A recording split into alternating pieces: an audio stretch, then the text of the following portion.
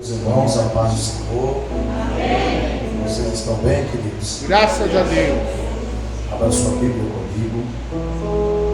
A primeira epístola de Paulo aos Tessalonicenses, capítulo de número 4, versículos do 16 ao 18.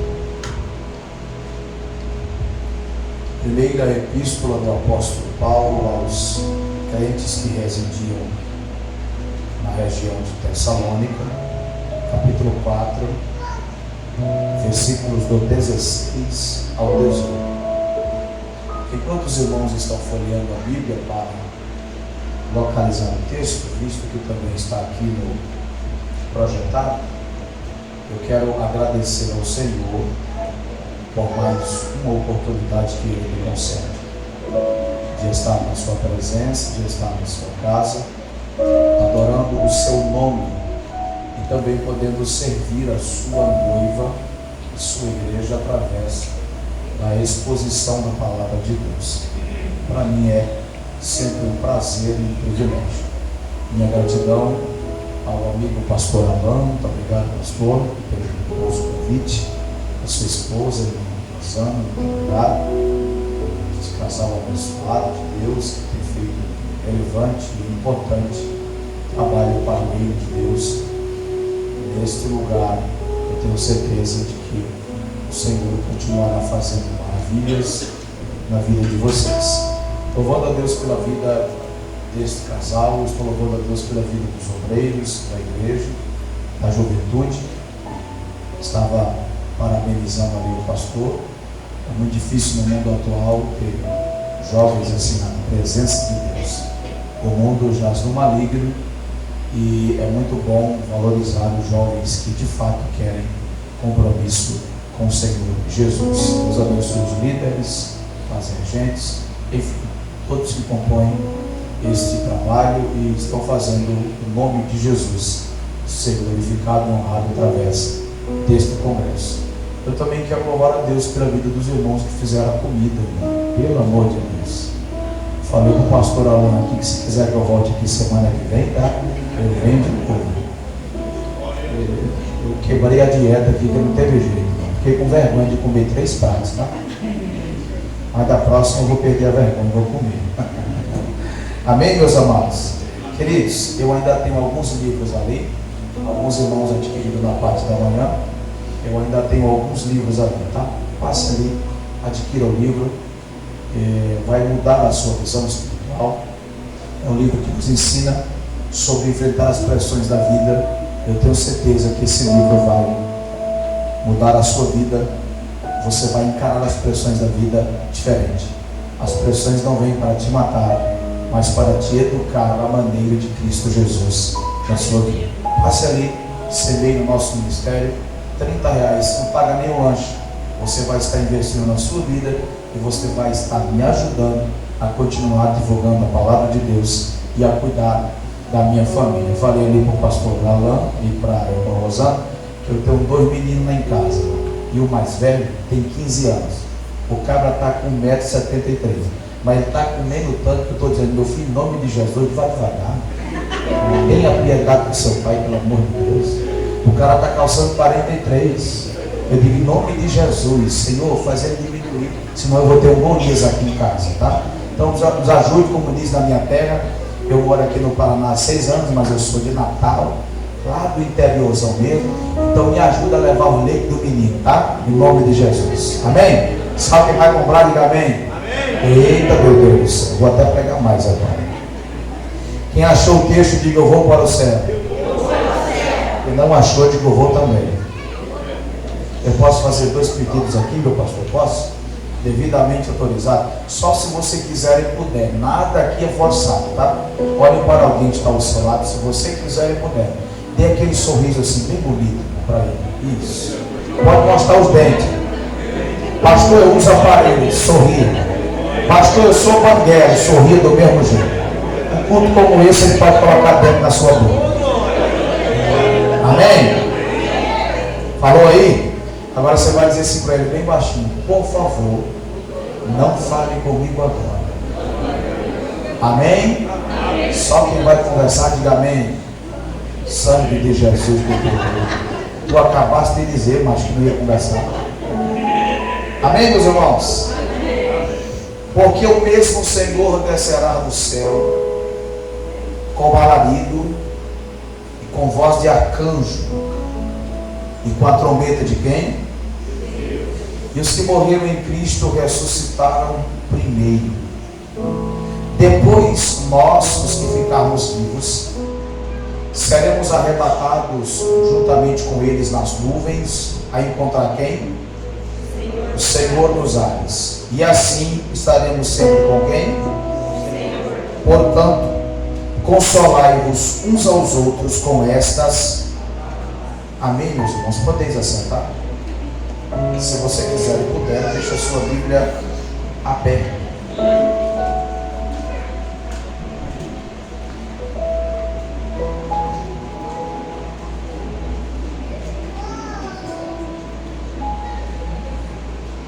Senhoras e senhores, meus irmãos e minhas irmãs, Igreja do Cristo Vivo, nós estamos diante de um texto que, na minha modesta opinião, eu considero como um dos clássicos da Escritura Sagrada. Aqui está refletido, revelado, inspirado e iluminado um fato glorioso, extraordinário, poderoso e motivador. O apóstolo Paulo deixou de forma descritiva, narrativa e empolgante um dos episódios mais marcantes da face da terra. Na verdade, existem alguns episódios que marcaram de fato a humanidade. Dentre eles, esse aqui será um dos mais absurdos, um dos mais imponentes concernente à igreja do Senhor, que é a sua vinda gloriosa e iminente. Diante de um quadro assolador, diante de um quadro amplo de diversas circunstâncias que estamos vivendo no planeta Terra, precisamos estar cientes, precisamos estar cônscios, precisamos estar convictos de que a vinda do Senhor está se aproximando a cada instante, a cada momento e a cada segundo. Para os irmãos terem uma ideia clara daquilo que estamos vivendo, o apóstolo João, na sua primeira epístola, no capítulo de número 5, versículo 19, ele diz que o mundo jaz no maligno. O apóstolo Paulo, corroborando com a ideia belíssima de João, no capítulo 5, versículo 16 de Efésios, ele diz que nós devemos aproveitar o tempo, porque os dias são maus. Na mesma pegada, na mesma visão e proporção de explicação, o apóstolo Paulo disse aos crentes de 2 Coríntios, capítulo 4, versículo 4, que o Deus deste século tem cegado o entendimento dos incrédulos, para que não lhes resplandeça uma luz do Evangelho da glória de Cristo. Desculpe a minha ousadia, mas infelizmente, pastor Alain, obreiros e a igreja, o Deus desse século, que é o diabo, não tem cegado apenas as pessoas que não têm o conhecimento iluminador do Evangelho, mas também tem cegado muita gente que toma ceia, que oferta, que dizima, que usa gravata, que usa terra. Nós estamos vivendo uma inversão de valores extremamente ultrajante. O pecado, ele se assenhoria de forma mortal, pecaminosa e de maneira grotesca sobre a vida das pessoas. Com isso, o diabo, ele se alastra ainda mais com o seu veneno, com os seus dardos inflamados, cheio de pecaminosidade, cheio de perniciosidade, levando com que as pessoas não se rendam ao verdadeiro Cristo, o Salvador do mundo. Diante disso, precisamos entender que são sinais e apontamentos que evidenciam claramente a volta do Senhor Jesus. O pecado cada vez mais se torna mais intenso, mais propício, mais aconchegante para alguns, de tal forma que nós vivemos esferas além da conta no mundo que vivemos. Hoje em dia, alguns pecados que as pessoas diziam que eram pecado antigamente, hoje se diz que é normal, e esse normal está levando muita gente à normalidade do inferno. Por isso, precisamos alertar, precisamos exortar, precisamos admoestar a igreja que foi comprada pelo sangue de Jesus a estar ciente de que Jesus está voltando para buscar a igreja amada. O pecado está tão forte, está tão intenso, que Paulo, quando escreveu a sua segunda epístola pastoral a Timóteo, no capítulo 1, versículos 9 e 10, ele descreve 3 esferas de pecado,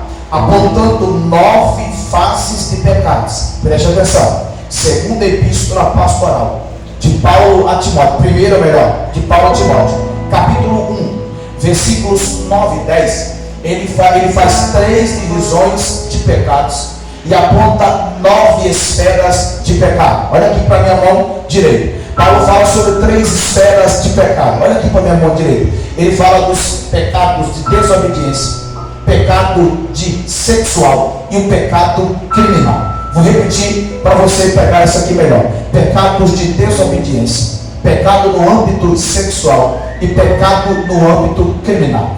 Pecado no âmbito da desobediência, ele chama de transgressores, rebeldes e desobedientes. Pecado no âmbito sexual, ele chama de profanos, ele chama de sodomitas, e ele chama de gente que não tem temor. Pecado no âmbito criminal, ele chama de parricidas, matricidas e homicidas. Parricidas é assassinos de pai, matricidas é assassinos da própria mãe, e homicidas é assassinos de outras pessoas. E para piorar, pastor Alano, obreiros da igreja, nós estamos vivendo o tempo dos suicidas. Por isso, poderíamos chamar o tempo das cidas: parricidas, marcidas, homicidas e suicidas. O suicida, ele mata a si mesmo. Na verdade, o suicida não tinha a intenção de matar a si. Ele quer matar aquilo que está matando ele. Como aquilo que está matando ele não pode ser morto, porque é um sentimento, então o diabo inverte a pegada da pessoa e faz a pessoa atentar contra o seu próprio corpo físico. Veja que o pecado, de forma ultrajante, está macetando a vida das pessoas. Isso é mais uma evidência clara de que Jesus está voltando.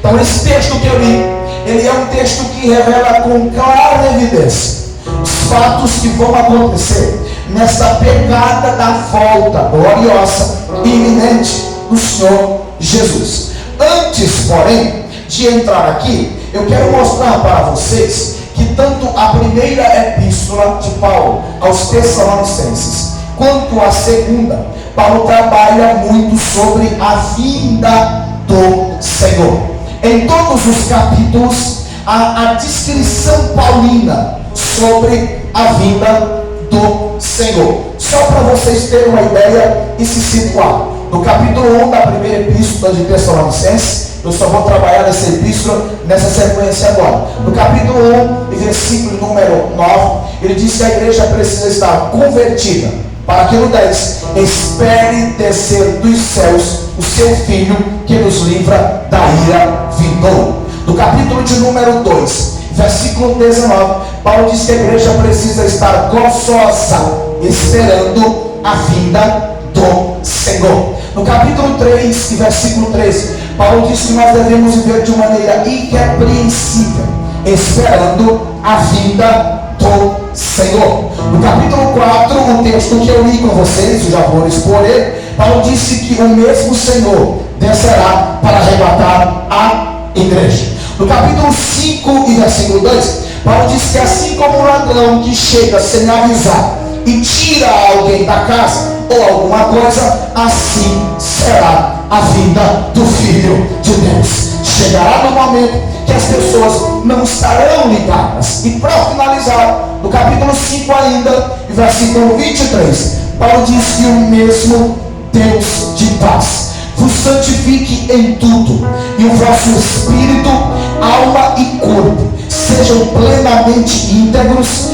e irrepreensíveis para a vinda do nosso Senhor e Salvador Jesus Cristo. Note que Paulo apresenta Uma sequência que eu costumo chamar de sequência sistemática brilhante. Por quê? Porque ele apresenta exatamente a questão, a objetividade e o propósito da vida do Senhor. Então aqui Paulo trabalha a ideia do arrebatamento. Agora olhe para mim, por favor. Existem 3 palavras que confirmam, que corroboram a vinda do Senhor relacionada ao arrebatamento. Quantas palavras, minha gente? Quantas palavras, minha gente? A primeira palavra, queridos, é trasladar. Esta palavra, ela foi empregada pelo autor da Epístola aos Hebreus, no capítulo 5, no capítulo 11, e versículo 5, quando ele fala da experiência de Enoque.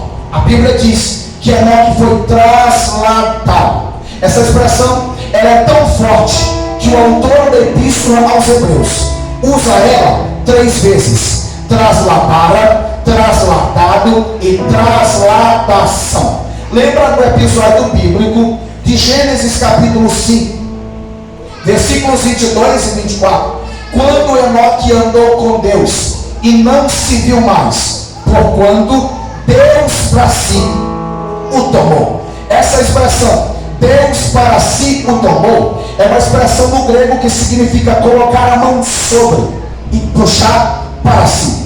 A igreja vai ser tomada aqui da terra pelas mãos do Todo-Poderoso.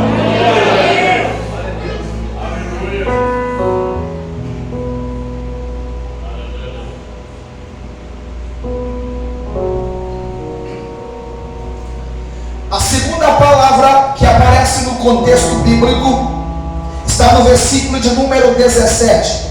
Paulo usa a expressão arrebatar, da expressão grega arpazo, tirar com força. Tem gente por aí dizendo que a igreja vai passar pela grande tribulação. Desculpa a minha expressão, mas que passe você, que fique você, eu não vou ficar. Tem gente que diz: não, se eu não for nessa, eu vou depois. Vai nessa, se está difícil agora, você imagina depois que todas as taças da ira de Deus vão derramar. E como eu gosto de Bíblia, é bom falar e provar. O Senhor não nos destinou para a ira. Capítulo 1, versículo 10, diz que Ele nos livra da ira vindoura. Capítulo 5 diz que Ele nos trouxe para a aquisição e não para a ira. Então quando a trombeta tocar, não sei você, eu vou subir para a glória do nome do Senhor. Então a segunda palavra é arrebatar, que a ideia é tirar com força de um perigo iminente. Agora olhe para cá para você dar glória a Deus bem bonito. A terceira palavra, pastor Alain, obreiros da igreja, embora ela não esteja listada na Bíblia, mas o seu contexto está. Atos dos Apóstolos, capítulo de número 8, versículos do 26 ao 39.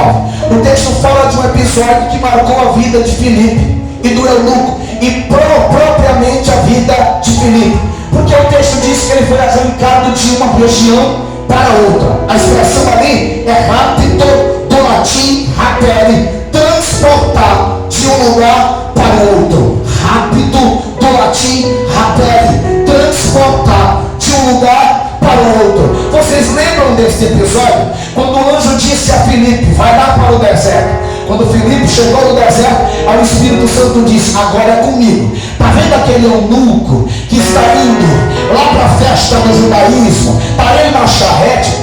Pois bem, faça carreira, porque ele está lendo um livro e não está compreendendo. Diz a Bíblia que ele correu. É aqui que eu aprendi que surgiu o primeiro pregador maratonista de Jeová. Por quê, pastor? Porque o cara pregou correndo, irmão. Tá certo que eu estou um pouco pensado, mas eu vou tentar ilustrar para vocês, tá? Lá vai o eunuco na charrete, oficial da rainha de Candace, e Filipe faz carreira, pastor Alain. Parece que eu estava do lado dele. O eunuco lendo o livro do profeta Isaías, sem entender nada. Aí entra o cabo de Bíblia. Filipe olhou para ele e falou assim: você entende o que você está lendo? Aí ele disse: como é que eu entendo? Se ninguém pode me explicar. Aí ele falou assim: então ele interpretou o livro, explicou o livro, aplicou o livro e batizou o cara pelo livro. A Bíblia diz que quando ele batizou convidado.